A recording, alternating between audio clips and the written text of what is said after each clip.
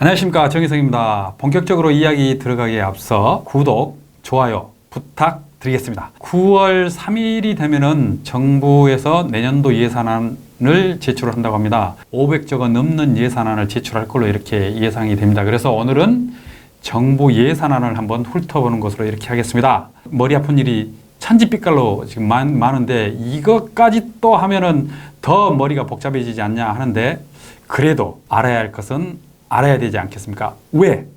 피 같은 내 돈이니까. 피 같은 내 돈이 허투루 쓰여지면 안 되니까. 이걸 오늘 한번 제대로 살펴보겠습니다. 우리 노동자들은 제일 큰 바람사항이 뭡니까? 내 호주머니가 두둑해졌으면 좋겠다. 이걸 다들 바라고 있는 것 아닙니까? 방법은 뭐가 있습니까? 첫 번째는 임금 인상을 통해서 내 월급 봉투가 두꺼워지는 것이죠. 두 번째는 지출을 줄이는 것입니다. 다른 말로 하면은 사회적 임금을 늘리는 것이죠. 근데 이렇게 이야기하면은 첫 번째 월급을 올리는 것은 노동자를 만들어서 월급을 임금 인상을 한다. 이거는 잘 알겠는데 사회 임금을 올리는 거, 이건 도대체 무슨 말인지 모르겠다 하는 얘기가 있는 거잖아요. 안 쓸래 안 쓸 수 없는 돈이 뭐가 있습니까? 아프면 병원 가야 됩니다. 병원 가는 비용. 그리고 애들이 크면은 어디를 갑니까? 학교에 가고 학비가 갈수록 많이 들죠. 그래서 고정적으로 들어가는 의료비, 교육비 등등 기타 지출 비용이 상당히 많습니다. 이걸 줄이는데 아프지 않을 수가 없죠. 애들을 학교에 보내지 않을 수가 없죠. 그러면은 어떻게 이걸 줄일 수 있습니까? 정부 예산으로 사용하게 하는 것입니다. 그렇게 막대한 돈을 정부 예산으로 다 쓴다면은 나라 곳간 거덜나는 것 아니냐? 절대 그렇지 않습니다. 선진국 국가, 잘 나가는 국가들을 봤더니 GNP 대비 복지비 지출 예산이 OECD 평균 22%를 지출한다고 합니다. 가까운 일본도 22% 정도를 지출하고요. 북유럽의 경우, 스웨덴의 경우, 프랑스의 경우 30%대를 지출을 한다고 합니다. 우리나라는 몇 프로를 지출할까요? 딱 OECD 절반 수준 11% 정도 지출을 한다고 합니다. 그런데 왜 우리나라는 그동안 복지비 예산, 사회 임금을 올리는데 인색했을까요? 못하는 것인지 안 하는 것인지 그 이유를 조목조목 한번 따져봐야 될 것 같습니다. 자, 그동안 우리나라는 다른 나라 예산 비중과 특별히 다른 게 하나 있습니다. 그건 바로 국방비 예산입니다. 국방비 예산이 지나치게 많이 책정되어 있습니다. 보통 다른 나라 경우는 정부 예산 대비 한 5% 내외 정도로 되는데 우리나라는 두 자릿수죠. 지난해 비중을 보니까 10% 정도를 차지했더라고요. 내년 예산도 10% 정도를 차지한다고 나와 있습니다. 우리나라 내년 예산이 500조가량 되니까 10%면 얼마입니까? 50조에 가까운 국방비가 책정되어 있다고 하는 거죠. 다른 나라 수준으로 하면은 25조가량 예산이 남는 거죠. 반값 등록금 7조가량 된다고 하는 거죠. 그리고 무상의료에 드는 비용이 약 14조가량 든다고 하는데 21조. 그래서 딱 국방비를 지금 현재보다 절반 수준으로 딱 낮추면은 무상의료, 무상교육이 당장 가능하다고 하는 거죠. 과연 그런데 이 정도로 국방비 예산을 줄일 수 있냐? 그전에는 하기 힘들었죠. 남북 관계가 긴장이 조성되고 이 위험한 수준까지 갔던 상황이 있었기 때문에 국방비를 줄이자 이렇게 하면은 안 될 말이다 이런 이야기가 많지 않았습니까? 근데 이제는 가능한 분위기가 조성이 됐죠. 전쟁이 종식이 되고 평화가 오는 시절이 드디어 도래했다. 그러면은 국방비를 대폭 삭감하는 일을 추진을 해야 되는 것 아니겠습니까? 문재인 정부는 해마다 국방비 예산 증액 프로테이지가 박근혜 정부 시절보다 더 높습니다. 박근혜 시절에는 4.2%가량 했는데 문재인 정부는 8%대입니다. 자그마치 배 이상 평균 인상률이 높아지는 거죠. 국방비 예산을 올해 수준만큼 동결을 하게 되면 약 4조가량 예산이 남습니다. 박근혜 수준 정도로 예산을 책정을 하게 되면 2조가량 예산이 남는 거죠.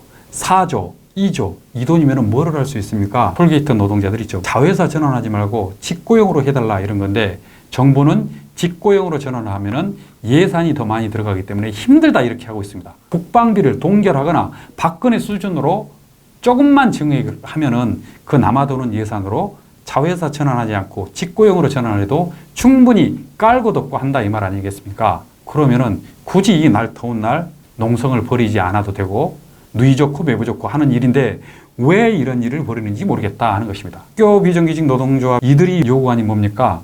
정규직 대비 80% 정도는 받아야 되는 것 아니냐 이렇게 요구를 하고 있습니다. 이거는 학비 노동자들의 요구가 아니라 문재인 정부의 약속 사항이기도 합니다. 공약 사항이기도 합니다. 이거를 다 해결하는데 예산이 얼마 들어가는가 봤더니 6천억 원가량 들어간다고 합니다. 비행기 F-35 전투 비행기 요즘 계속 들어오고 있죠. 이거 한 대당 한 1천억가량 된다고 하는데 이거 몇 대만 안 사면은 학비 노동자들의 요구를 100% 들어줄 수 있다는 것 아니겠습니까? 우리 국민들 모두가 다 알고 있는 4대강. 이때 투여됐던 돈이 22조가 넘습니다. 지금은 전국의 4대강 사업이 다 썩었다 이렇게 이야기하고 보를 해체해야 된다 이렇게 하고 있는 것 아닙니까? 건설할 때 누가 제일 재미를 봤습니까? 건설업자들이 제일 재미 봤습니다. 다시 또 해체하면은 누가 또 재미 봅니까? 체벌들이 건설업자들이 또 재미 보는 것 아니겠습니까? 새만금이라고 들어보셨습니까? 새만금. 1991년 노태우가 이 호남 민심을 얻기 위해서 새만금 사업을 발표를 하게 됩니다. 그때부터 지금까지 쏟아본 예산이 자그마치 5조가 넘습니다.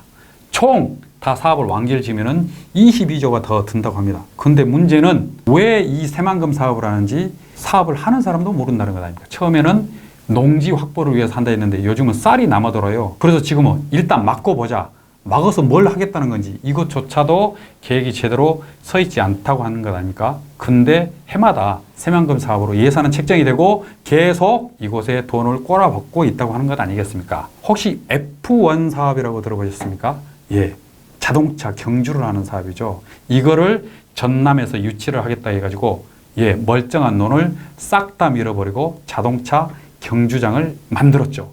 여기에 들어간 비용이 4천억 원이 넘습니다. 그리고 자동차 경주를 유치하기 위해 들어가는 비용도 꽤 됐죠. 2천억 원 이상 됐죠. 근데 적자를 겁나게 많이 본 거죠. 애초에 이 사업을 진행할 때는 월드컵, 올림픽, 그 다음으로 유명한 경기 중에 하나가 F1 사업이다. 이거를 우리나라에서 체를 하게 되면은 겁나게 재미를 볼 거다. 이야기를 하면서 정부 예산을 끌어다가 쓴 거죠. 총에서 7번 경기를 치르려고 했는데 4번 하다가 2천억 이상 적자를 봐가지고 이거 못 해먹겠네 하고 결국은 포기를 해버렸다는 것 아닙니까? 지금 F1 경기장 어떻게 하고 있습니까? 동호인들이 거기 가서 자동차 꽂고 다닌다는 것 아닙니까? 이런 낭비성 예산, 합법적으로 정부 예산을 재벌 아가리에 막 쏟아 부은 셈이죠. 이런 예산을 쓰지 않으면 우리 노동자들에게 쓰여질 예산을 만들 수 있다고 하는 것 아닙니까? 이걸 그동안 정부나 정치인들, 국회의원들은 안 했던 겁니다. 왜? 재벌한테 몰아주기 위해서. 세 번째로 안 된 이유가 또 있습니다. 정부 예산을 이제 최종 12월 달에 이제 본회의에서 확정 지을 텐데 예산을 확정 짓는 방법은 이렇습니다. 일단 정부가 9월 초까지 예산안을 이렇게 수립을 했습니다라고 국회에다 제출합니다. 예산을 깎을 수 있는 권한은 국회의원 고유의 권한입니다.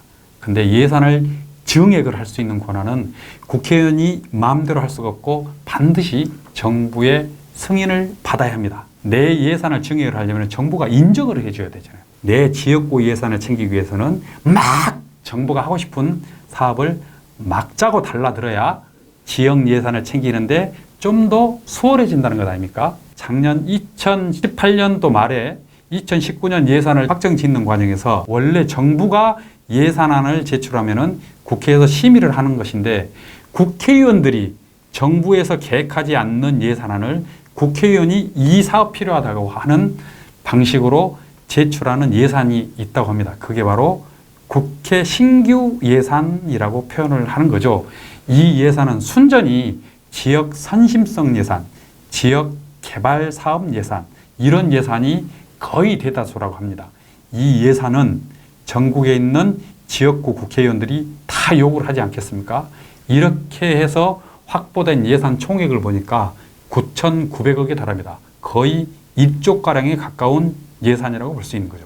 이 돈은 지역민을 위해서, 우리 국민을 위해서, 노동자를 위해서 쓰고 싶어서 쓴 돈입니까? 그렇지 않죠. 국회의원 출마 과정에서 주로 이런 예산을 끌어왔다, 지역 사업을 위해서 이런 예산을 끌어왔다 하는 것을 많이 자랑하는데 잘했다고 박수 칠 일은 아닌 것 같습니다. 모두가 때가 되면 늙습니다. 늙으면 어디 갑니까? 가기 싫어도 요양시설에 가야 하죠. 근데 왜 가기 싫습니까? 요양시설을 가면 시설도 안 좋다고 하지. 나오는 간식도 센천하다고 하지. 대접도 시원찮게 해준다고 하지. 모든 것이 안 좋죠. 그래서 문재인 정부 들어서서 사회서비스공단을 설립해가지고 국가가 이 일을 책임지도록 하겠다 이렇게 했습니다. 그리고 민간시설을 줄이고 공공시설을 늘리겠다 이렇게 했죠. 그렇게 돼야만 시설도 지금보다 훨씬 나아지고 그 다음에 그 시설에서 일하는 노동자들도 노인분들을 대하는 태도도 많이 달라지지 않겠습니까? 전국 요양서비스 노동조합에서 요구하는 게 이런 거죠. 업무를 하고 있는 이들만을 위해서 하는 사업이다 이렇게 보지 마시고 우리가 늙으면 반드시 가야 하는 요양시설이 좋아진다고 하는 것 아닙니까? 그래서 지금부터 관심을 가지십시다. 임금은 다들 관심 갖고 계시는데 임금만 관심을 갖는 게 아니라 사회임금, 다시 말하면 복지 예산을 늘리는데도 관심을 가져야 우리가 늙어서 편안한 노후를 보낼 수 있다. 복잡한데 뭐든지 자꾸 정부 예산을 들여다봐야 하냐라고 할 것이 아니라 들여다보고 관심을 갖고 엄한 데다 정부 예산을 쓸 것 같으면 그러지 마세요라고 목전껏 외쳐야만 이제 좀 달라질 것이다 하는 것입니다. 이렇게 해서 정부 예산 500조 꼼꼼히 들여다봅시다를 말씀드렸습니다. 이상 마치겠습니다. 감사합니다.